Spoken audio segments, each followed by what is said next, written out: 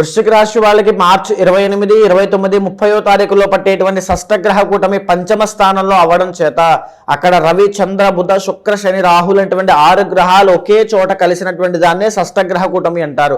ఎవరైతే love problems విషయంలో ఉంటారో వాళ్ళకి ఇంకా ఎక్కువగా ఇబ్బందులు వచ్చేటువంటి అవకాశం ఉంటుంది. ఎవరైతే సంతానం కోసం ప్రయత్నం చేస్తుంటారో వాళ్ళకి కాస్త నిరాశ మిగులుతుందని చెప్పొచ్చు.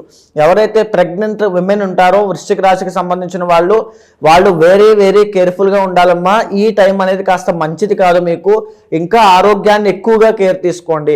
మీ నడవడికలో కానీ బిహేవియర్లో కానీ ఇక్కడి నుంచి వ్యసనాలు కానీ ఏమైనా అలవాటు అయ్యేటువంటి అవకాశం ఉంటుంది. సో అంతకుమించి మేజర్గా మీకు చేంజెస్ ఏమి ఉండదు. మీ సెల్ఫ్ కంట్రోల్ అనేది మీకు చాలా అవసరము.